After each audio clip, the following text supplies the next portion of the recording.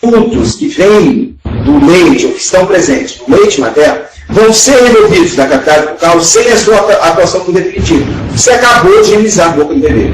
Em algumas vertentes mais sérias, utilizando produtos que não há água filtrada. Vocês vão ver um monte de literatura ensinando vocês a higienizarem boca de bebê dentro com água. Como é que chama, gente? Água.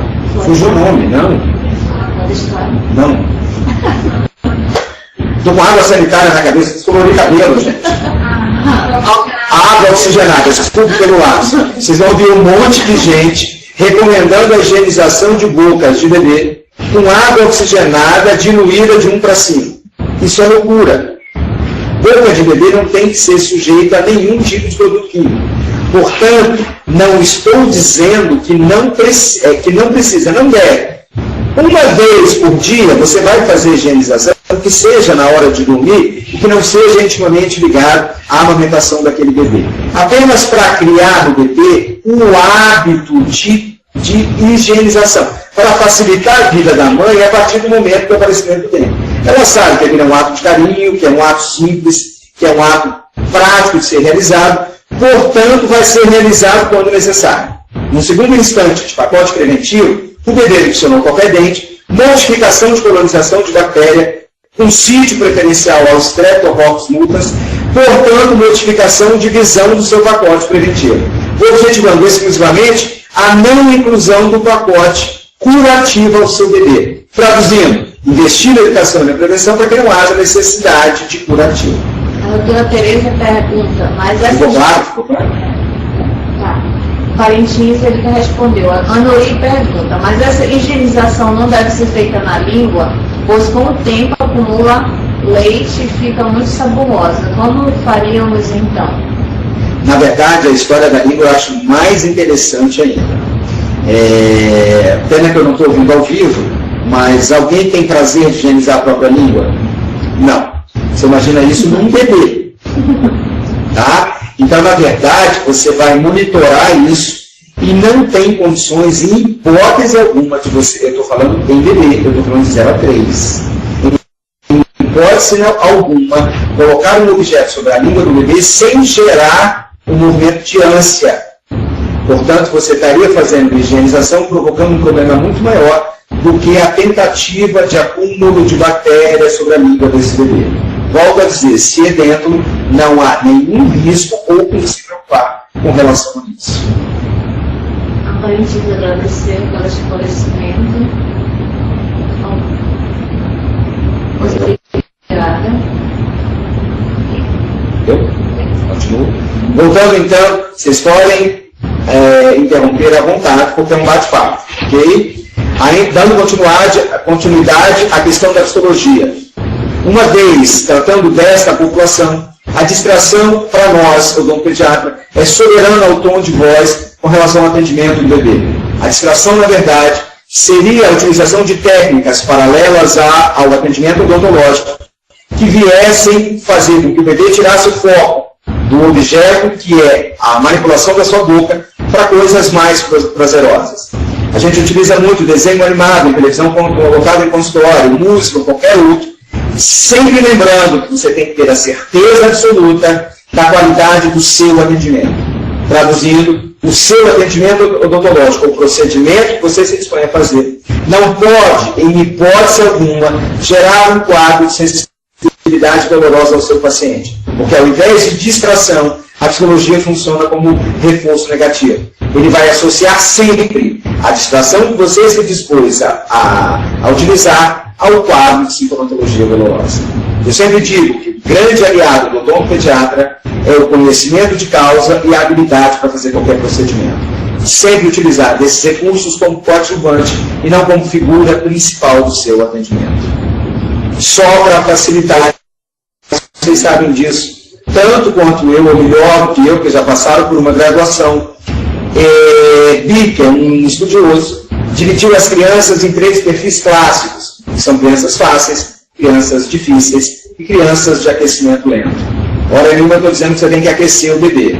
Na verdade, isso é uma classificação psicológica, que quer dizer, claramente, sem muita explicação, que umas vão te facilitar a vida muito claramente durante o atendimento, outras impossibilitar sobremaneira e outras vão pensar seriamente no seu assunto no transcorrer das consultas. É exatamente, traduzindo para a realidade de vocês, o que cada um desses perfis quer dizer. Ok? Sempre lembrando, eu digo muito com os meus alunos de pós-graduação que graças a Deus que os bebês choram, que ninguém chora de boca aberta. À medida que ele chora e abre a boca na intensidade que vocês verificam, o atendimento odontológico é facilitado sempre. Só de curiosidade, vocês sabem disso, tanto quanto eu, que apesar do choro ser uma característica normal, ele tem 4 tipos de choro. Só para ilustrar, eu nem vou elucidar quais são os 4, tá? Mas que vão desde o medo até a birra. Já que eu falo em birra, nunca é demais dizer para vocês que até 3 anos de idade, birra é um fenômeno normal, gente. Por incrível que pareça, desde que ela não seja acompanhada de espasmos musculares. Isso é uma crise que tem que ser encaminhada para a psicologia. Fora isso, até 3 crises de birra por dia são classificados como crises fisiológicas, por incrível que pareça. A arte da odontopediatria, a arte ou de ser surdo ou de aprender a conviver com essas adversidades. Aos 4 anos de idade, somente uma crise por semana é tido como normal. A partir dos 5, nenhuma crise de birra é classificada pela psicologia como normal dentro do quadro da faixa etária que a gente está discutindo. Ok? Então eu estou pulando, na verdade, o perfil dos pacientes, né, que a gente já discutiu, só para a gente ganhar tempo, que eu acho que eu estou atrasado. E vamos falar, na verdade, sobre os aspectos psicológicos. O que seria a diferença entre aspecto psicológico e manejo de uma criança, quando eu falo em odontopediatria, independente da faixa etária que ele dispõe a atender? Na verdade, cada ser humano, o grupo de idade, tem características do que seriam normalidades e características clássicas de cada faixa etária. Algumas características vão inviabilizar ou dificultar o seu atendimento. O que é manejo? São técnicas utilizadas paralelo ao atendimento odontológico, que tem como objetivo facilitar o atendimento dessas crianças em suas faixas etárias, com as suas respectivas características, sejam para o bem ou sejam para o mal. E é exatamente isso que a gente começa a discutir agora. Me dispus a atender uma criança de 2 anos de idade. Essa criança, tudo que eu peço, ela diz: não, professor, não consigo. Abre a boca para o tio. Não. Abre a boca, deixa eu botar esse negócio. Não. Tem como você segurar isso para mim? Não. Professor, ninguém merece, ela é mimada. A partir de hoje, esta relação está incorreta. A fase do sim e do não faz parte especificamente da faixa etária dos 2 anos. Sabendo disso, tudo aquilo que você perguntar, você tem a possibilidade de ouvir uma negativa. Tendo conhecimento disso, a partir de hoje, o seu paciente de 2 anos, você não pergunta, você comunica que vai fazer. Olha como é importante saber a diferença. Se a partir de hoje, aos 2 anos, eu pergunto: o tio vai colocar esse azul na sua boca. Posso? Você está dando o direito dela usar uma característica inerente à faixa etária dela. Quer dizer, não. Diferentemente de você dizer: a tia vai colocar isso na sua boca. Abra. Você deu a chance dela negar? Não. Ela vai obedecer. Você não deu a possibilidade dela manifestar uma característica que é comum à própria idade. Associado a isso, ela tem uma inexperiência de vida, que é clássico, ninguém com 2 anos pode ser um PhD em alguma coisa. E falta a maturidade para entender os fatos que são a ela apresentados. Portanto, sem viagem na maionese, e dizer que você vai fazer uma profilaxia para remover Streptococcus mutans, porque ela não tem ideia do que você está falando. Apesar disso, da pouca maturidade, ela quer fazer tudo absolutamente sozinha, inclusive em casa. Não adianta mais escolher a roupa que ela vai sair, porque é ela que sabe a roupa que ela quer. E se você, como pai, escolher, ela junta as duas características. Primeiro, que ela não quer, que ela faz do não. E segundo, que você escolheu. Já que ela não quer, ela quer fazer tudo sozinha, ela é que vai escolher. Além disso, ela tem uma necessidade inerente à própria característica da idade de tocar e manusear os objetos que a elas são apresentados. Sabendo-se disso, o falar, fazer e mostrar é fundamental. Ilustrando, o colega do slide está mostrando um espelho. O tio vai usar um espelho de dente. Olha aqui como é esse espelho. Viu que legal? Mas para que eu possa enxergar o seu dente, você vai ter que abrir a boca, porque o dente de trás eu não consigo enxergar com essa luz. Segura o espelho. Legal? Agora é a vez do tio fazer. Isso, na verdade, é tell show do, é mostrar, fazer e falar. Aí ela vai te pedir para tocar o objeto. Posso emprestar? Porque você pode. Lembrando que a mãozinha está suja e que você não vai usar para fazer o exame que você quer. E que o objeto, ela vai tocar e o objeto não ofereça risco. Ninguém vai pegar uma alta rotação funcionando e botar a menina para segurar. Ok? Saber-se das características que são comuns a cada grupo, baseado na sua faixa etária, é o que a gente utiliza dos manejos, das técnicas, para facilitar o atendimento comum a cada faixa etária. Acabei de botar o tell show do, que é uma técnica de manejo, dentro de uma característica baseada na faixa etária dos 2 anos. E assim eu vou até os 3 anos. Acredito que eu tenho pulado 1 ano de idade, mas não tem problema. Já aos 3 anos, eu tenho como característica uma curiosidade aguçadíssima dele. O slide reflete uma característica super comum. Na grande maioria das vezes, elas querem ser dentistas, porque elas são curiosas de ser dentista. A gente brinca, e a gente tem alguns bonecos no consultório, onde a gente inverte esse papel. Na verdade, apenas para minimizar a curiosidade. Usando de uma outra vertente, a gente utiliza sempre para essa faixa etária espelhos clínicos grandes, em que elas utilizam espelho de loja, de conveniência, onde ela vai utilizar um espelho grande para visualizar todos os procedimentos que vocês estão falando. Porque, na verdade, você está criando um vínculo com o seu paciente. Agora o tio vai colorir o seu dente para te mostrar o tanto de bactéria, de bichinho, enfim, dependendo da compreensão do seu paciente, que está presente na sua boca. E ela está visualizando e está adorando ver, porque aquilo faz parte da natureza. Nunca é demais lembrar que ninguém, nem a gente, gosta de ver agulha, anestesia, sangue, exodontia e tratamento endodôntico. Se isso for necessário, o espelho, sugestivamente, é retirado da mão da criança. Nunca que ela não possa ver, mas, por exemplo, porque ele está sujo e você vai limpar, e os procedimentos são descritos dentro de um linguajar que ela possa entender, com palavras que não possam, que não venham a amedrontar uma situação que já não é muito prazerosa. Importantíssimo lembrar que essa faixa etária tem como uma característica super importante para nós a capacidade de fantasia desse paciente. E aqui eu me dou o direito de estender um pouquinho mais. A gente acha que a arte de odontopediatria é a arte de diminuir tudo. O tio vai olhar o dentinho, que ele vai tirar o bichinho, ninguém merece. A gente vai lidar com um paciente que tem uma compreensão sujeita à idade dele, mas ele não é hora nenhuma limitado na sua compreensão. Ele tem um grau de compreensão diminuído. Desculpa, o grau não. A quantidade ou a característica da compreensão é diferente de um ser maior, mas não necessariamente limitado. Associado a essa faixa etária, e aí vem a ressalva, o paciente passa a ter uma capacidade de fantasia muito grande. E a gente tem que, a partir dessa idade, se policiar. E eu cito alguns exemplos. O paciente no consultório, você está descrevendo que tem um bichinho que está comendo o dente. Sai dali, a mãe mata uma barata e diz, nossa, acabei de matar um bichinho. Na capacidade de fantasia desse ser humano, o bichinho que ela matou pisando é o mesmo bichinho que vai comer o dente. No segundo dia, se você descreve que tem um bichinho, ela entra em pânico e o tiro sai pela culatra. Porque a capacidade de fantasia vai além do que a gente possa imaginar.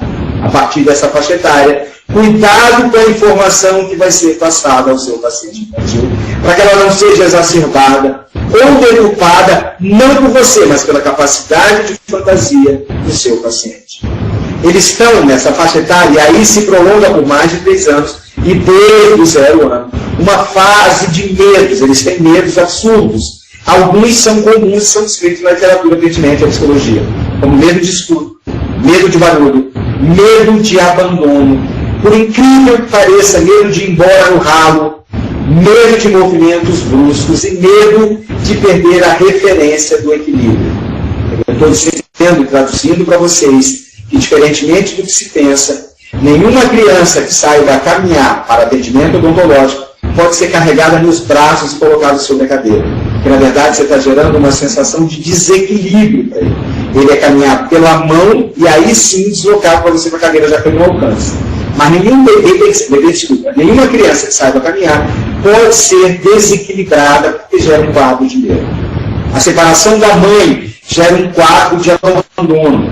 Normalmente, isso justifica a presença da mãe.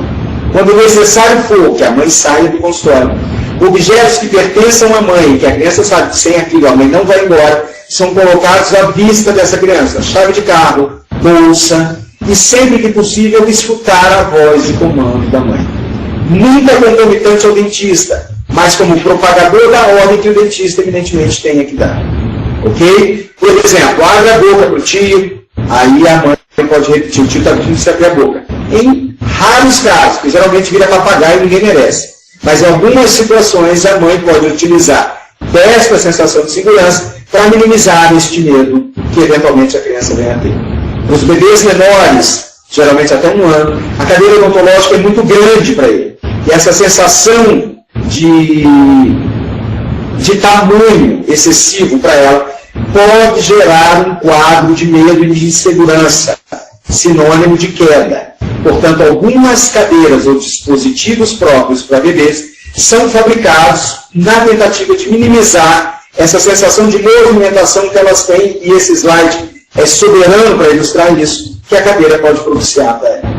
Ok? Sabendo-se disso, e resumindo, sempre que possível, até a faixa etária que a gente vem estudando, os pais devem estar presentes no consultório odontológico. Resumindo, para que vocês tenham noção do que eu venho falar de um curso de 1 ano, em 2 horas, a gente conheceu o bebê, a gente fez o exame clínico desse bebê, resolvemos analisar a boca deste bebê, radiografamos quando necessário, vimos alterações que são inerentes a esta faixa etária, e estamos agora, e acabamos de conhecer o nosso bebê na sua formação e no seu crescimento emocional. A partir disso, voltamos a atender esse bebê, independente de ser numa forma preventiva ou curativa, a gente se dispôs a atender esse bebê.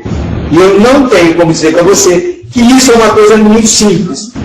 Para facilitar a nossa vida, algumas formas de atendimento estão na literatura, e eu trouxe para vocês muito mais ilustrativas do que teóricas, para que facilite a vida de vocês aí onde vocês se encontram.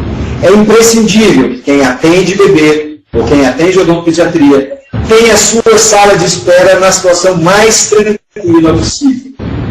Eu disse para vocês que bebê não gosta de barulho em hipótese alguma. Na verdade, eu acho que bebê inverte, eu também odeio. Mas se isso já está relatado, nenhum barulho deve advir nem do atendimento, muito menos da sala de espera. Portanto, a tranquilidade durante a proposta de atendimento de um bebê deve se iniciar desde a sala de espera. O respeito à atitude do profissional deve começar não só do paciente, mas principalmente daqueles que vão, já disse isso a exaustão, estar presentes dentro do consultório durante esse atendimento. Geralmente restrito aos pais, e que a gente nunca esqueça das avós e dos avós que vieram nesse mundo para literalmente atrapalhar tudo que a gente estudou de comportamento. E eles adoram dizer, eu faço aquilo que eu não fiz com meu filho, portanto vou bajular e vocês se virem para pagar a terapia depois. Então sempre são, na verdade estou brincando, sempre são coadjuvantes a esse atendimento do bebê. Posições que facilitam isso, a gente vai discutir agora, mas antes reações que são comuns ao bebê que a gente já discutiu e que está aí ilustrado para vocês. Um bebê numa posição de macri, que a gente vai discutir o que é, no primeiro slide, onde aparece uma máscara de corpete, onde a gente está fazendo um exame extrabucal do bebê. E por incrível que pareça, ele está colocando horrores. Até que a gente pega o mesmo bebê e resolve olhar os dentes, e a manifestação desse bebê é completamente adversa e contrária à primeira reação. Não quer dizer que, por causa da segunda, você teve sucesso no seu atendimento. Está dizendo apenas que pode ter uma reação adversa em questão de segundos que não inviabiliza a sua arte de atender. O que é a arte de atender bebê? É a arte de atender com qualidade mesmo diante de adversidade. Eu acredito que essa seja a arte da odontologia e não só a arte de atendimento ao bebê. Ok? Então, as formas que venham a facilitar vocês durante o atendimento de bebê, e agora vem só a ilustração para facilitar a manhã de vocês. A posição de colo, onde a mãe é colocada sobre a cadeira, segurando o bebê na posição que facilite o atendimento numa cadeira odontológica. Para aqueles que não têm cadeira, mas querem fazer um atendimento, seja em que posto de saúde ou em que local de atendimento, a posição joelho a joelho é fundamental e dá para trabalhar muito bem nessa posição. Os macris, que ela já tem na clínica de bebê, que a gente começa a atender no semestre que vem. A posição convencional de atendimento de cadeira, particularmente, não é a minha de predileção. E a MAPPUS, que é uma adaptação das vertentes indígenas que carregavam, os índios americanos que carregavam seus filhos nas costas. Então vamos para cada uma detalhadamente. A que está projetada agora é o atendimento de posição de colo. A mãe segura o bebê sobre o colo. Não há coluna que resista. A mãe está entrevada do atendimento, porque a gente vai focar o atendimento ao bebê e não à mãe. Então a gente posiciona a cadeira na posição que facilite a minha vida com o bebê e não da mãe. Não é muito agradável para ela essa posição, mas ela segura o bebê, e ali no slide foi cortado, mas ela imobiliza, quando necessário, a perna do bebê através do cruzamento da sua própria perna. Ela cruza as pernas de uma maneira que ela contém as pernas do bebê. Ela imobiliza os dois braços abraçando o bebê. E a gente trabalha literalmente na cadeira odontológica. Esta é a mais comum, é a que mais se utiliza. E, obviamente, eu só posso realizar se eu tiver uma cadeira odontológica para colocar a mãe e o seu bebê. A segunda posição, e a mais comum, é a posição do joelho a joelho ou joelho com joelho. O profissional e a mãe vão sentar um de frente para o outro, tocando os respectivos joelhos. E estas duas pernas, de joelho a joelho, uma vez encontradas, serve de cama provisória ou de cadeira adaptada para a alocação do bebê na posição ideal de atendimento. Esta é a posição super utilizada em campanhas de ONG, em campanhas onde consultórios odontológicos não estão disponibilizados, ou para facilitar atendimento numericamente mais rápido quando a nossa população é muito grande.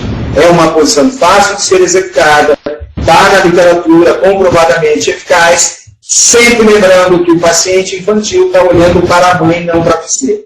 Primeiro, por uma questão óbvia operacional. E segundo, baseado na psicologia, para que a mãe fique de olho monitorando todo o seu bebê, através de entonação, de postação de voz e de se fazer presente durante o atendimento odontológico. Uma outra posição, que na verdade não é a posição, na verdade é um aparato que existe no mercado, que já tem mais de 10 anos de uso, são os macris. Na verdade, são essas camas, ou de lona, ou de plástico, que já são compradas prontas. Vocês, alguns, não sei se todos passaram pela UEA, acredito que sim, mas quem passou pela UEA tem isso na clínica de odontopediatria e vai ter agora no curso de bebê que a gente está montando. Na verdade, além desta cama, ela tem dois buracos para o braço e 2 buracos para a perna do bebê. Além disso, ele tem 2 velcros, que é o que o bebê está segurando, que imobiliza. Falando em off, não tem que o bebê mexer no seu pescoço. Ele está literalmente imobilizado para a sua própria segurança. Atrás da cabeça do bebê se localiza o profissional e de frente ao bebê ou de frente ao macri, a mãe que vai segurar a mão, que vai brincar, que vai ter todo o controle de voz enquanto você faz o atendimento, sempre lembrando da característica normal, psicologicamente falando, da reação desses bebês ante uma atitude diferente. A outra vertente são os MAPPUS modificados, que são cadeiras criadas pelos norte-americanos, inseridas na cadeira odontológica, baseadas em dispositivos que os índios norte-americanos movimentavam os seus bebês. Essas são as cadeiras que eu disse no início da psicologia, onde modifica a sensação do bebê com relação ao tamanho da cadeira odontológica, dando maior segurança quanto à movimentação do bebê, não permitindo que o bebê tenha a sensação de que vai cair dessa cadeira, se assim ele migrar para um dos lados da própria. Então esse também é um dispositivo pré-fabricado que você compra. Como eu disse anteriormente, que você resolveu atender o bebê, você tem noção das maneiras que você pode atender e você resolveu, na verdade, trabalhar com todas as faixas etárias.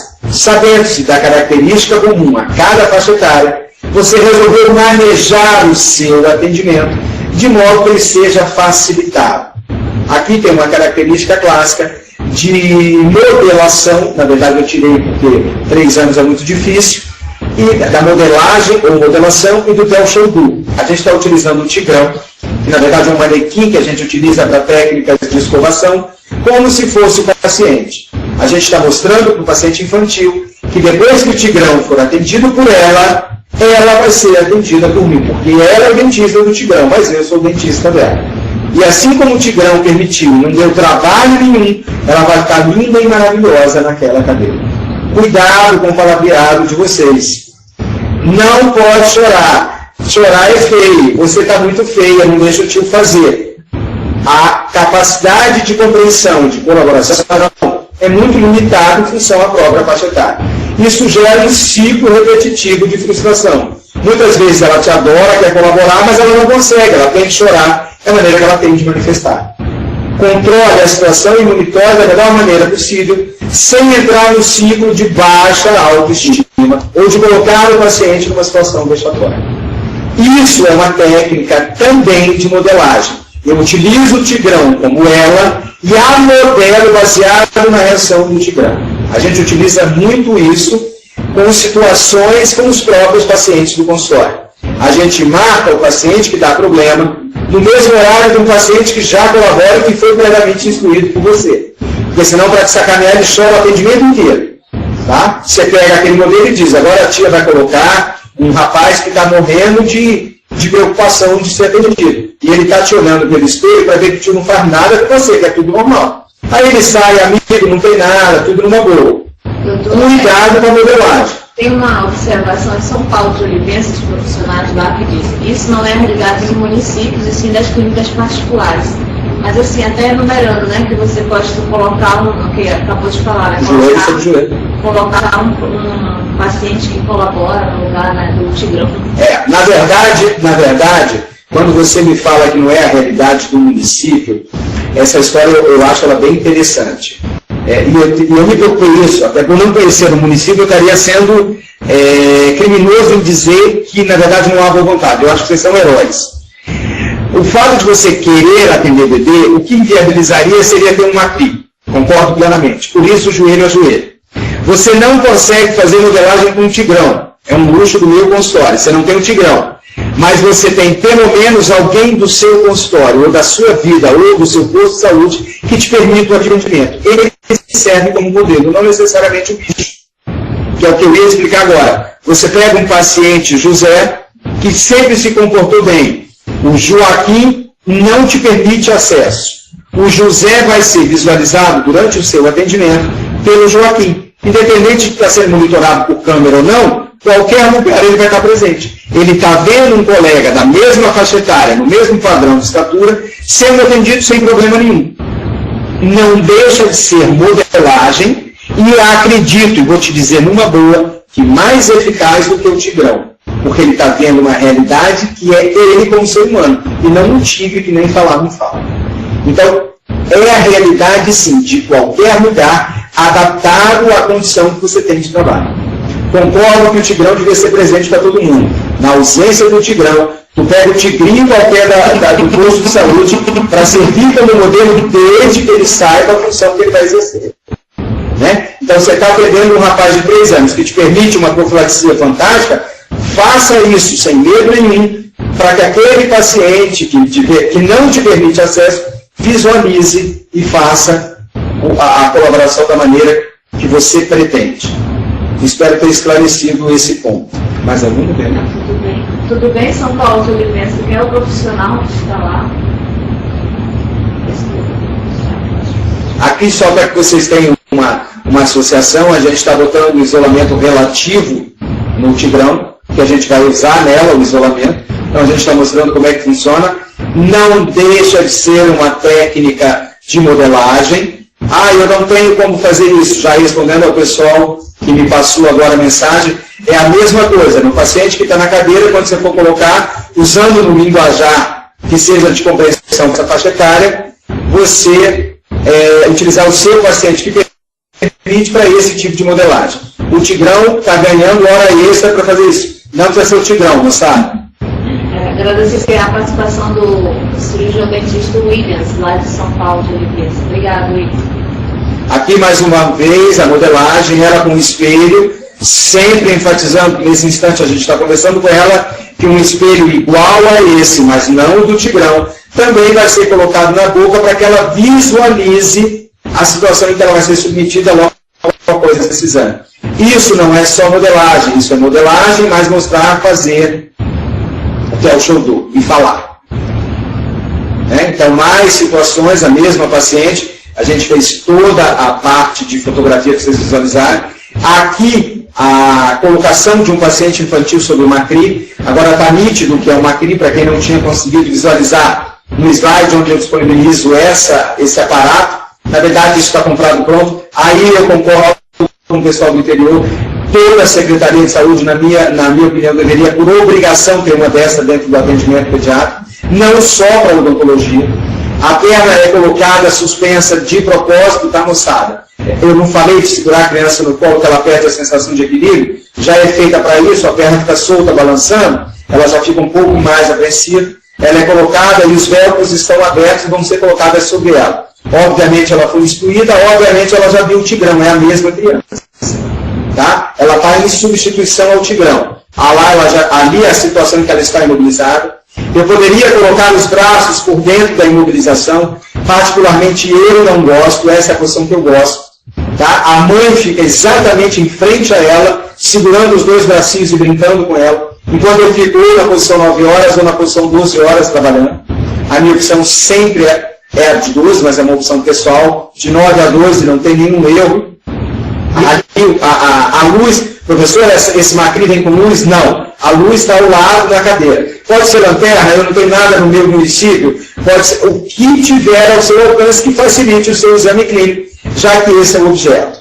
Ali a gente usando a luz, como a técnica do Theo Show, mostrando na mão a finalidade da luz. Ninguém acende um refletor no rosto de uma criança numa primeira consulta. Tá? É muito susto, ela vai levantar. Então ali a gente exercendo o Theo Show, a criança com semblante super calmo. Prometo para vocês que ela não recebeu nenhum suborno para participar dessas fotos. Isso é natural, ela estava sendo fotografada como se fotografa qualquer coisa no consultório, porque senão era tendencioso. Então ali ela já... Aqui vem uma situação que eu preciso dizer. Eu não utilizo mais luva para dar para a criança para brincadeira. Luva é objeto de profissional, não é objeto de brinquedo.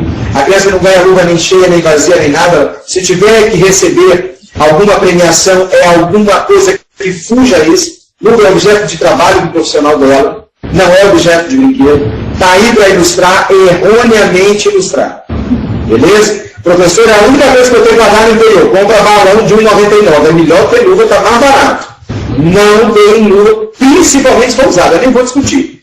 Tá? Mas nem logo encheu e fez balão, não tem sentido. É bonitinho, faz careta, faz o nariz. Aquilo é objeto seu de trabalho, não é objeto de brinquedo da criança. Tá? Então ela não tem que estar dessa maneira.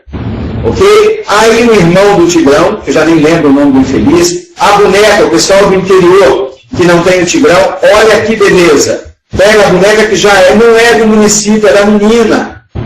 Usa a menina como objeto. Opa, deixa eu corrigir. Usa a boneca como objeto de atendimento para que sirva de modelagem ao seu paciente.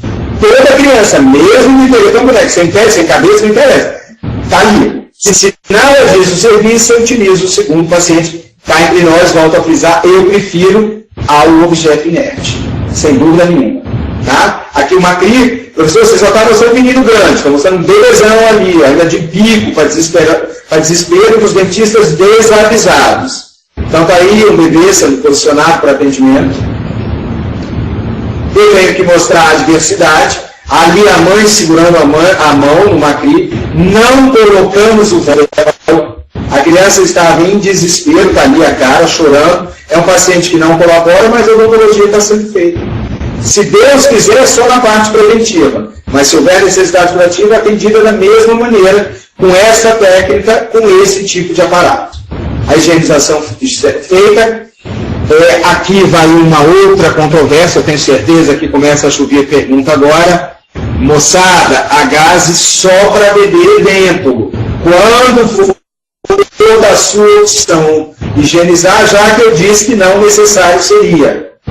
Tem dente, não tem gaze, moçada. Gaze não tem capacidade de remoção de placa bacteriana. A gente quer fazer ciência, a gente não quer fazer cospe em bactéria.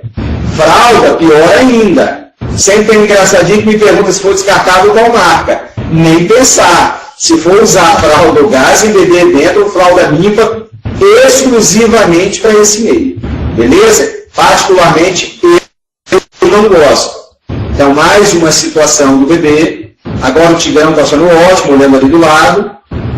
Deixa eu deixar vocês visualizarem. A mãe sempre segurando. Lembrando que nesse bebê a gente não colocou o velcro. Tá? Depois do atendimento, é mágica, professor? Não. Ela está chorando porque tem uma mão de um homem horroroso que ela nunca viu na vida, a frustrando numa fase oral de Freud. Freud já deixou isso claro. A gente está fazendo uma agressão à cavidade bucal segundo a psicologia e não tem como ela rir. Mas terminou, não doeu e foi agradável ao final da experiência, ela já está te olhando de rabo de olho achando que foi até interessante. Isso vai numa progressão tal que daqui a alguns meses ou até anos ela te permita fazer sem problema nenhum. Pergunta clássica de aluno antes que me faça: professor, eu estou traumatizando esse bebê. Eu gostaria que online alguém me mandasse algum trauma de escovar dente, ou um trauma de higienização, ou um trauma ocorrido numa criança até 2 anos de idade, que ela lembre que tenha gerado alguma sequela durante o seu desenvolvimento. Eu desconheço e nunca vi nenhum psicólogo fazer um trauma de escova de dente. Portanto, isso é conversa, nenhum bebê desse vai ficar traumatizado. Se todas as condições que monitorem o bom atendimento, através do conhecimento de vocês, for colocado à disposição do atendimento do bebê. Isso é conversa de quem não tem embasamento científico. Mais uma situação, o bebê na mão da mãe, imediatamente após a situação adversa de atendimento, como se nada tivesse acontecido. Eu sempre brinco com os meus alunos que depois do atendimento adverso, pede o bebê para vir no seu colo. Eles vêm. Se eles vieram ao seu colo, nenhuma mágoa ficou, está tudo muito bem resolvido. Tá? Sempre lembrando que o tom de voz e a impostação é fundamental para atender o paciente nessa faixa etária. Voltando a falar de sala de espera, prestem atenção, principalmente para o pessoal do interior que me mandou a mensagem. Isso é modelagem, são 2 irmãs. A gente vai usar a mais velha, com atendimento super legal, para que a mais nova visualize para ver que não tem problema nenhum. A gente não quis usar o Tigrão, quis usar o modelo. É só notar que a mais velha está super tranquila e a pequenininha está no estresse, só está na cara da minha. Então a gente vai monitorar o atendimento usando como modelo a sua irmã mais velha. Olha a irmã mais velha sendo atendida, olha a cara da mais nova olhando. Tá? Então a gente está justamente usando, através da modelagem, na ausência de um objeto inerte, para facilitar, em termos de manejo, o atendimento clínico a um bebê que já na porta já demonstrou um quadro de estresse. Professor, daquele jeito não deu certo. Não é mágica. Você usou, eu fiz na irmã, a irmã não chorou, a gente está fazendo na criança. Foi um atendimento positivo? Foi. Apesar do choro estar colaborando. Porque o choro é uma reação normal. Não quer dizer que o choro seja um problema do seu atendimento. É apenas uma manifestação normal de uma situação adversa.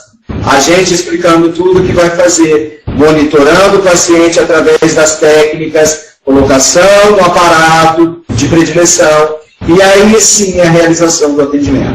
Quando a gente trabalha em dupla, em equipe multidisciplinar, sempre lembrar que nessa faixa etária a criança só escuta um comando de voz. Se falar a mãe, a avó, o avô, eu e a auxiliar, a menina fica louca. Então a gente faz sempre opção para que um profissional se dirija a esta criança. Quando necessário, eu já disse isso inúmeras vezes, a mãe trabalha como coadjuvante nesse processo e nunca como a estrela principal. Ok? Senão a criança não te obedece nunca, só o comando da mãe, e a consulta vira um grau de repetição absurdo. Então a criança testando a seringa de alta e baixa rotação, a seringa tríplice, seringa de alta é ótimo. A gente testando o ar para que vocês vejam, né, ali mostrando baixa rotação, vocês observem que a nossa caneta de baixa não tem absolutamente nada na ponta. A gente está familiarizando a criança com os barulhos do consultório, já que barulho gera medo e ela não gosta, que ela escute os barulhos antes de dar proximidade da sua boca ou o objeto do tratamento. Então a gente faz isso tudo. E aí a gente realizando uma profilaxia profissional, que é um dos grandes preceitos de atendimento na criança. A mesma criança que nos deu trabalho numa sessão, super tranquila na sessão seguinte, permitindo a realização de profilaxia profissional. Professor, você está só simulando. Que seja, ela me permitiu fazer. Chegar até esse ponto da fotografia já é uma evolução, porque vocês viram o quadro adverso anterior. Aí é a realização da profilaxia. Ok? Aí posando para a foto, não tem outra maneira de eu explicar. Aí já realizando a profilaxia. Se possível, sempre a colocação de um espelho. A gente vai falar de métodos de prevenção, por isso que eu não estou perdendo muito tempo agora. Agora a gente está só com metodologia de atendimento. A gente vai falar posterior. E aí a utilização da gás no bebê dentro. É exatamente isso que eu estava salientando. Chorando horrores, não permitindo, ainda bem que chora de boca aberta. E aí uma profilaxia realizada com gás e bebê que não tem dente. Aí, para mim, está perfeito. Eu não tenho absolutamente nenhum comentário a fazer. Professor, o senhor disse que não há necessidade. Não há necessidade científica. Se necessário for para a criação de hábito, é super bem-vindo. Não há neurose, como vocês vão ver um monte de palestra, após cada mamada realizar uma higienização. O menino vai escovar 18 vezes por dia. Ele mama o dia inteiro, não faz sentido. Então a gente tem que ser racional. Ok? E é fundamental, eu adoro esse slide. Uma criança super colaboradora, sempre fazendo a profilaxia, a mãe é propagadora de conhecimento. Né? Então a gente, além de fazer no bebê, orienta que a mãe realize, mas a gente não resistiu ao tamanho da unha da mãe. Como é que alguém limpa a boca de alguém com a unha famigerada dessa? Então não é só orientar com relação às técnicas e aos procedimentos para que eles sejam agradáveis, mas orientar a gestante, a mãe, para que ela tenha um mínimo de cuidado, um ciclo para passar isso para o bebê. Você imagina o que tem embaixo daquela unha, né? Então a gente flagrou de propósito mesmo, para você ver que não é só a higiene do bebê, é um contexto para minimizar e facilitar o atendimento. E conforme eu disse no primeiro slide, na pergunta muito bem colocada de vocês, higienização do bebê dentro, mesmo que não tenha nenhum princípio fundamentado na ciência odontológica, tem um princípio fundamentado na psicologia, porque ele forma hábitos, ele não vai modificar. Se o bebê começa a colaborar para as técnicas de higienização, desde pequenininho, vai ser um bebê, vai ser uma criança de 4, 5 anos, facilitadora de todo o atendimento odontológico, sem nenhum quadro de aversão. Porque você criou esse hábito lá quando o bebê, em 6 meses, 1 ano de idade. Você não vai tentar modificar isso com 10, 12 anos. Muito mais fácil do que verdadeiramente modificar. Continuemos. Como é que está o tempo, moçada? Dá para ir? Você monitora então, né? Mais perguntas? Alguma pergunta, moçada? Já estamos indo para o final. Nada? Tomar uma água para você.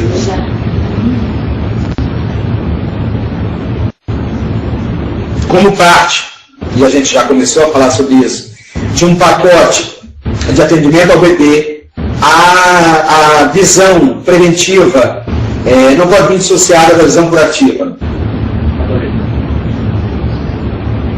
Em Anuri, está citando, infelizmente, além de não termos os aparatos certos disponíveis aqui no interior, não temos tempo suficiente para essa atuação adequada, né? Atendimento adequado, já que a demanda é grande. Como fazemos para atender com qualidade, com tempo reduzido? Quanto tempo de atendimento seria o correto? E brinquedos na sala de espera? Pode? Agradeço. A cirurgiã dentista colega Tereza. Obrigada, Tereza. Ela pergunta, eu vou passar para ele. Obrigado, Tereza. Bom dia. Parabéns aos colegas do interior. Eu sou fã de vocês incondicional. E que fica aqui o registro, porque tem muita vontade de conhecer o interior, até para a gente tirar esse estigma do atendimento. Né? Infelizmente a gente está muito ligado à política, não tem como, mas eu acho que vocês são heróis naquilo que vocês se dispõem a fazer. Quando a gente fala em atendimento para bebê e eu falo em poder de concentração minimizado, até pela característica da idade, eu falo em protocolo de atendimento reduzido. A gente lida com o bebê hoje, é Tereza, né? A gente lida, Tereza, hoje com o bebê partindo de 2 princípios básicos, de 3, na verdade, princípios básicos. O primeiro deles é a prevenção, o segundo é a educação e o terceiro é o curativo. Se as 2 primeiras vertentes derem certo, a gente teoricamente não trabalha na terceira e esse é o objeto. Quando eu falo em individualização de risco e atividade, eu falo em trabalho maciço de prevenção e trabalho maciço de educação. Se a gente tem como média 6 meses a visita a um consultório, isso é incorreto, porque eu partilho do pressuposto que eu não tenho individualidade de perfis. E é mentira, e eu venho dizendo isso à exaustão. Então, existem bebês que vão te visitar semanalmente, como existem bebês que vão semestralmente no seu consultório. Isso tudo linkado ao grau ou à possibilidade do desenvolvimento de qualquer doença desse bebê. Vamos pegar a cárie como pressuposto. Então, eu sempre trabalho com bebês na seguinte vertente. A primeira consulta, ela é preventiva e, na verdade, com função de traçar o perfil do meu paciente. Ele tem um alto risco de cárie, ele tem uma alta incidência. Enfim, esse é o perfil que eu quero traçar no meu paciente como a primeira consulta. Feito isso, eu alio a esse elaboração de perfil, eu alio medidas, eu não vou dizer pacote porque eu não gosto, medidas de prevenção. Desde a higienização, orientando a mãe, e aí a vertente da educação, tá? Ou os professores, se eu trabalho em escola, ou os THDs, ASPs ou auxiliares na tentativa de propagação. E concomitante a essa educação, naqueles que se fizer necessário, eu trabalho na parte de linha curativa. Objetivando nessa faixa etária, o programa curativo visa quase sempre atendimentos emergenciais, onde eu faço a adequação do meio nas suas 8 vertentes, depois eu te passo isso, é mais interessante para você ler, e atuo isoladamente em cada uma delas, concomitante ao trabalho de prevenção. Essas consultas, elas não excedem 10 minutos, Tereza, salvo o protocolo curativo. Eu sempre visualizo isso e na verdade, eu estou muito recente em Manaus, estou há 1 ano só, eu tenho muita vontade de trabalhar isso, inclusive nos estágios rurais. Né? Eu acredito que vocês recebam alunos nossos aqui. Por que esses meninos não estão inseridos nessa vertente de atendimento junto com vocês? Porque um dos dias da semana não é dedicado exclusivamente à gestante ao bebê. Não é objeto da aula, mas é objeto de interesse meu como atendimento. Eu não posso falar de bebê ou vertente educativa sem trabalhar com a mão. Então eu visualizo a curto prazo, estou com a professora do meu lado do estado, de que essa vertente seja incorporada para vocês. E que a gente de Manaus possa criar esses caminhos para a facilitação de vocês. Seja através da aquisição de equipamentos, né? Tudo isso para facilitar a vida de vocês. Seja através de campanha, de ONG, enfim, que facilite. E que seja através de prefeitura também. Então essa vertente para facilitar o atendimento de vocês eu acho fundamental. Ponto. A segunda pergunta quanto a brinquedos na sala de espera, não tem problema nenhum, desde que os brinquedos, preferencialmente, sejam de base odontológica, ou um dentão, ou um quebra-cabeça, enfim, como vocês devem ter um acesso muito menor, que sejam brinquedos que não ofereçam risco à integridade da criança. E que os consultórios sejam sempre montados visando o bem-estar da criança e não da mãe. O André, eu gostaria de botar uma cadeira menor para a criança poder brincar numa mesa menor. Posso fazer isso, mas a mãe vai ficar desconfortável. Não só você pode, como você deve, porque o paciente, a criança, não é a mãe da criança. Então, a parte lúdica do consultório é super bem-vinda. Não só intra, como extra consultório odontológico. A sala de espera completamente equipada e preparada para o seu paciente infantil, preferencialmente com motivos odontológicos. Se não possível, aquilo que você puder fazer para minimizar o tempo de espera. Importante a sua pergunta sobre o tempo de consulta é que através dele você monta uma agenda que não faça o seu paciente infantil esperar mais de 10, 15 minutos lá de fora, porque o tempo de tolerância dele é muito menor que o nosso. Então, baseado nisso, para minimizar esse estresse, pré-espera é que você vai adequar o seu consultório para um atendimento ideal da criança. Espero ter respondido. Continuo. Com relação à higienização dos bebês, já que eu falei para a Tereza, nessas 3 vertentes que a gente trabalha hoje, educação, prevenção e a fase curativa, a gente vai falar agora da parte educativa. A gente tem como objetivo, dentro da odontologia pediátrica, a criação de hábitos saudáveis. E aqui vem uma deixa que eu gosto muito para vocês Adolescentes é ótimo. Vocês, meus alunos de odontologia, ninguém tem hábito de coisa ruim. A gente tem vício de coisa ruim e hábito de coisa boa. Então, a partir de hoje, vocês têm hábito de tomar banho, hábito de escovar dente, hábito de lavar a mão. Vocês têm vício de beber cerveja, vício de fumar. Ninguém tem hábito de beber ou hábito de fumar, viu, moçada? Hábito é só para o bem, o vício é do mal. Ok? Então a gente tem como função de educador e promoção de saúde criar hábitos de higiene nos nossos pacientes infantis. E é impossível fazer isso baseado em tudo aquilo que eu esclareci durante a aula, sem que a gente utilize os pais como vetor propagador de conhecimento. Não tem como fazer nenhuma das vertentes de atendimento sem que os pais sejam educados por nós, profissionais da área de saúde. Ok? Então a gente tem como obrigação estabelecer esses hábitos saudáveis. E a gente tem um protocolo clássico para todo mundo, principalmente para os meus colegas que estão me ouvindo.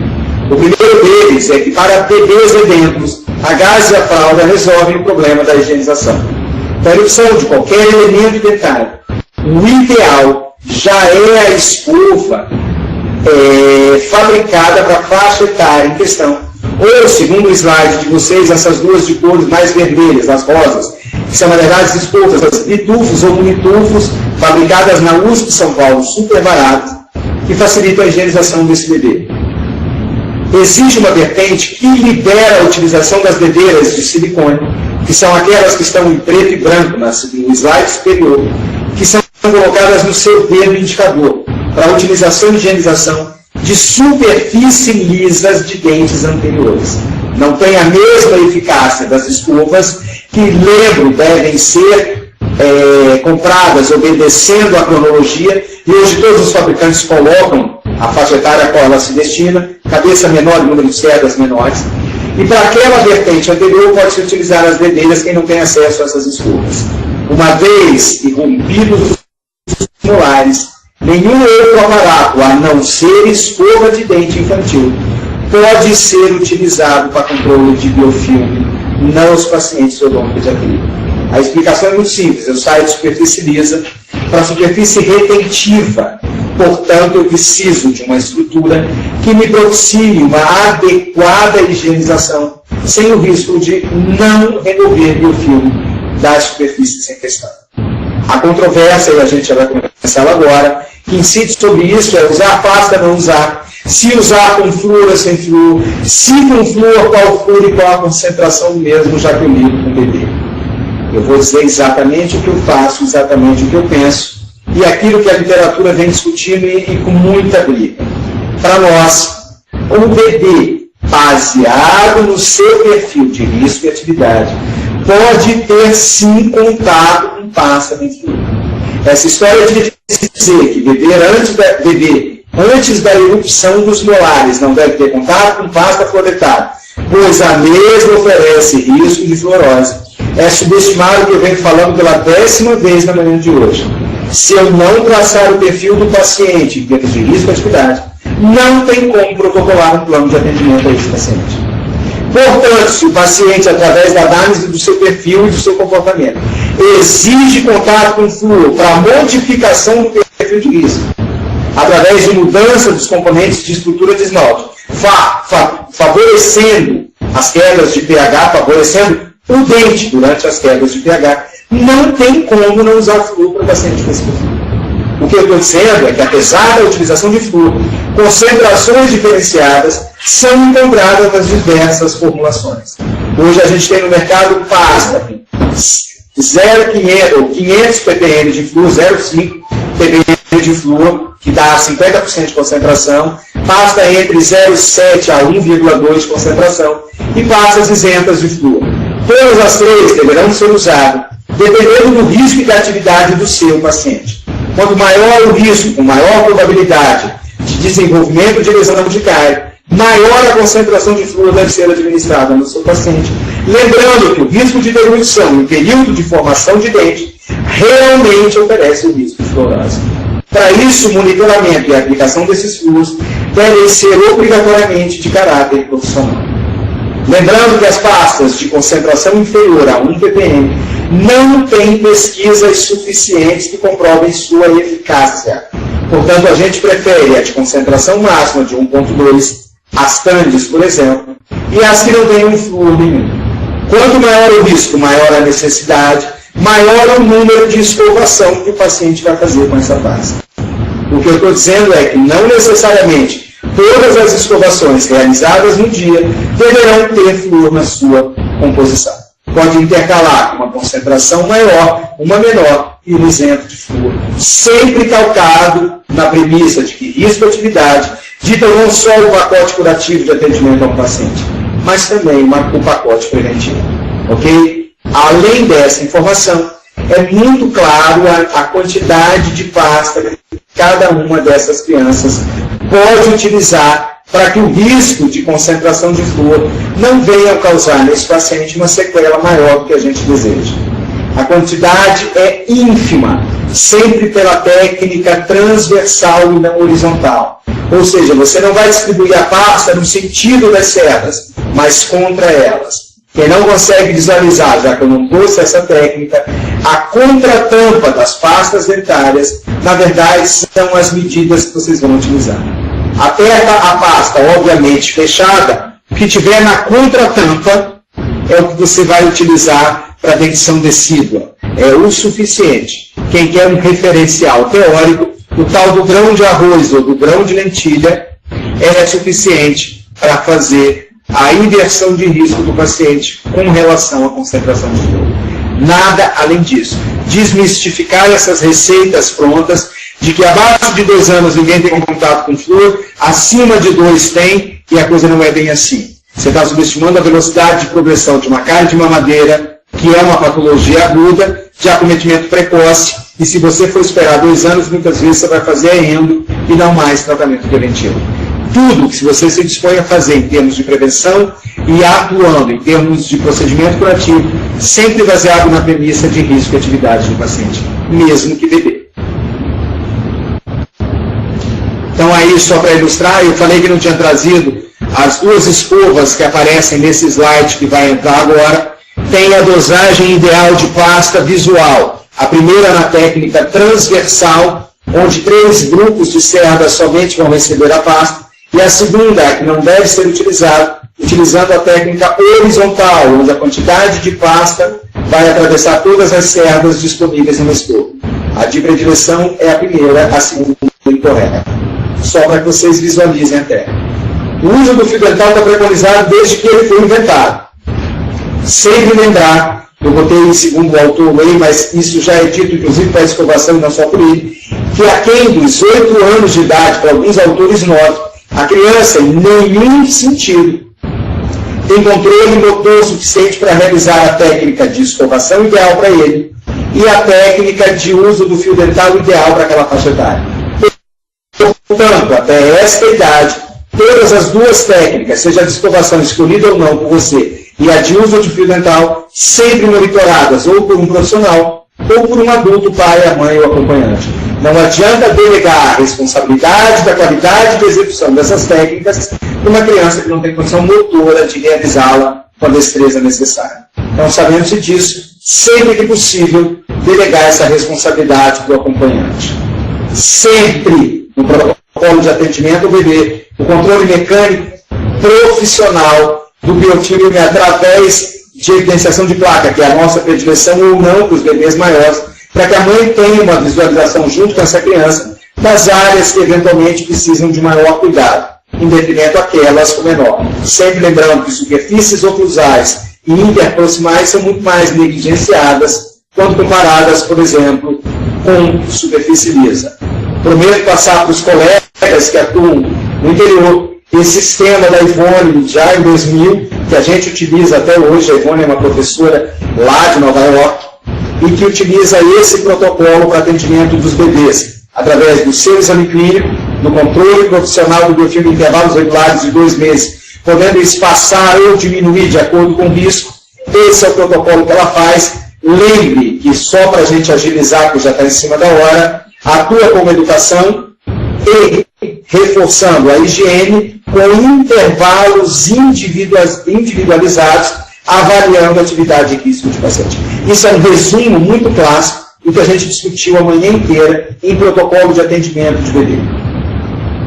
Vamos continuar. Aplicação tópica. Só para ilustrar, existem 3 maneiras clássicas de aplicar, né, quando é profissional. O fluorfosfato acidulado a 1,23 em gel ou espuma, com o mesmo efeito. Curiosidade, quem faz consultório a espuma, a gente vem tendo resultado de aceitação muito melhor por parte do paciente, para facilitar inventar até de chocolate, o sabor, o paciente adora, o que é um problema. Fluoreto de sódio a 2% gel na sua composição neutra, o primeiro é acidulado. E os vernizes fluoretados, que durante um bom tempo foram os aliados dos odontopediatras como a solução do mundo. O primeiro, geralmente, em gel e espuma com qualidade tixotrópica, está escrito no vidro, para aqueles desavisados, essa é uma propriedade que faz com que o produto saia da sua forma gel para uma forma mais fluida, só sob pressão. Portanto, quem usa essa forma tem que agir com pressão, ou através de moldeira, ou através de algodão sob pressão. O fluoreto de sódio 2% gel neutro, geralmente para os pacientes com baixo índice de cárie ou baixo risco de cárie. E os vernizes fluoretados numa concentração de quase 5 vezes o conteúdo dos outros anteriores devem ser colocados literalmente sobre áreas de desmineralização, onde você quer uma resposta rápida de concentração excessiva de flúor, revertendo o quadro localizado a curto prazo. Traduzindo, uma mancha branca ativa em fase de romper esmalte subsuperficial gerando captação. Naquele instante, sobre aquela lesão, eu vou pincelar e aplicar um verniz captar, porque eu sei que, apesar da qualidade ser inferior, eu tenho uma resposta imediata em termos de dissolução, evitando que haja uma perfuração daquela região. Concomitante a isso, eu entro com técnicas de prevenção e modificando, saindo do verniz fluoretado para os outros 2 fluoretos. Importante frisar que, em função da concentração excessiva de flúor, o risco da utilização dos vernizes se faz em termos de risco de contaminação, seja com a fluorose ou qualquer outro tipo, muito maior do que os 2 anteriores. Portanto, diferentemente do que se apregoa em alguns cursos, a gente só utiliza verniz em casos emergenciais severos e literalmente localizado. Se eu tenho lesão de mancha branca em molar descido, o verniz vai ser colocado sobre a lesão de mancha branca e não sobre toda a boca do bebê. Para isso existem as outras 2 formas. Verniz é local e não distribuído na boca inteira de um bebê, só que para vocês terem ideia, 1,23% de concentração, 2% de segundo e 5,7% de verniz. Eu tenho potencialmente 4 vezes mais chance de fluorose no último produto do que eu teria nos 2 anteriores. Então, aqueles que normalmente trabalham com verniz, para ter cuidado com o protocolo de utilização. Curiosidade, a gente está erradicando a cárie no Brasil, todo mundo escuta, essa é uma situação clássica de posto de saúde, situação clássica de universidade, não é novidade para ninguém. Isso é dente descido, o bebê tem 1 ano de idade, lesão de mamadeira, imagina se a gente fosse esperar a possibilidade de usar pasta com flúor. Já nem pode usar mais, porque não tem mais o que mineralizar, já foi tudo embora. Cárie aguda, cárie de acometimento precoce, anteriormente conhecido como cárie de mamadeira, o que dá a esse bebê uma abordagem curativa muito mais iminente do que é uma abordagem educativa ou preventiva. Claro que nessa situação, as 3 abordagens tratadas ao mesmo tempo, mas infelizmente com uma ênfase maior ao curativo, já que eu tenho essa situação. Professor, nessa situação, a gente vai restaurar tudo definitivo? Claro que não.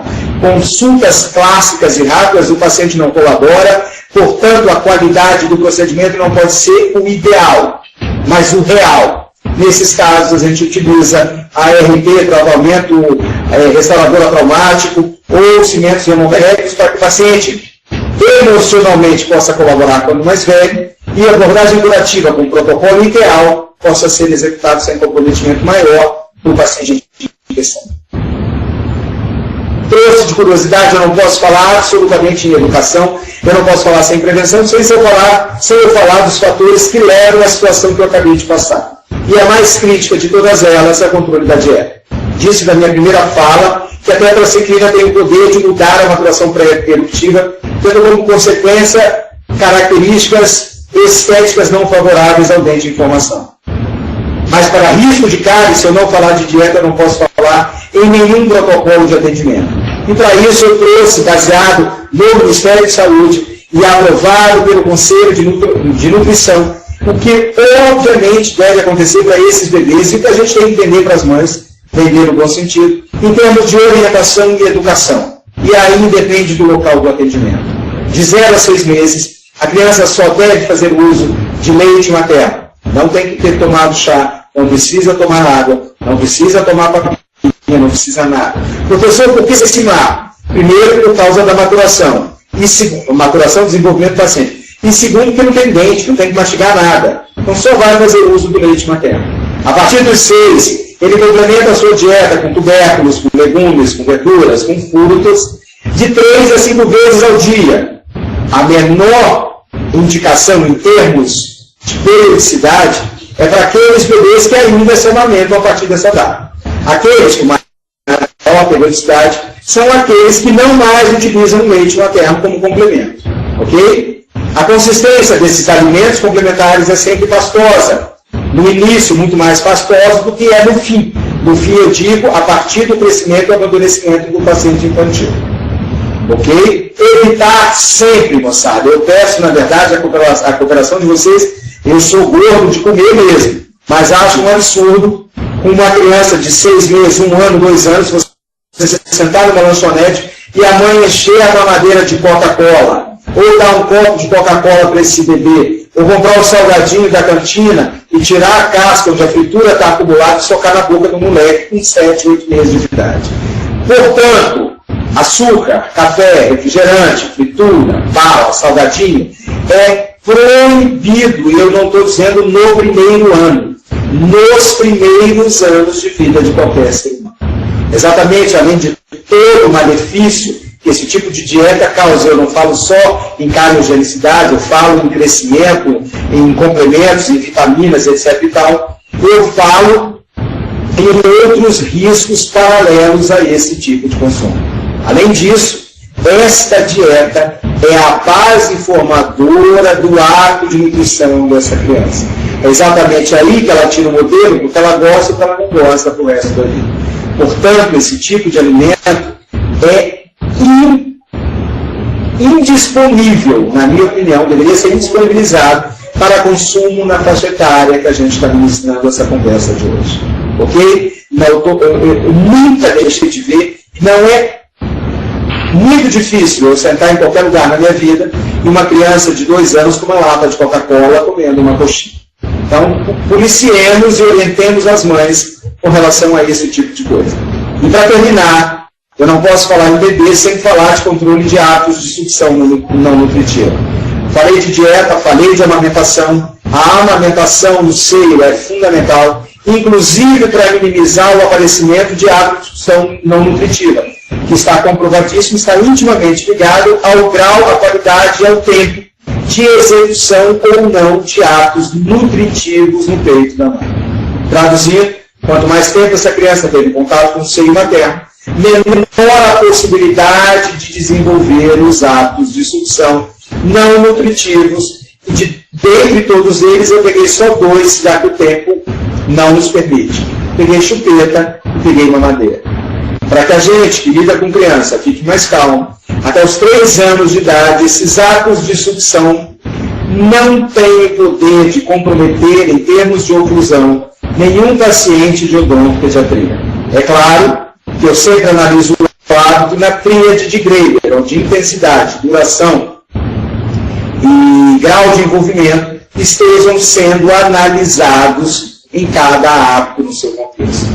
Os bicos, eles têm que ser ortodônticos, as chupetas, com essa inclinação, segundo a foto do slide, e todo o aparato de proteção desta chupeta siliconada devem atingir a boca do bebê como um todo, de modo que não permite que ele sugue essa haste protetora. Ela envolve toda a boca, não permitindo a sua colocação na parte interna da cavidade bucal. A mamadeira deve ter o seu furo minimizado, permitindo que os músculos os músculos envolvidos no ato da sucção sejam desenvolvidos, como seriam se fosse utilizado o seio materno.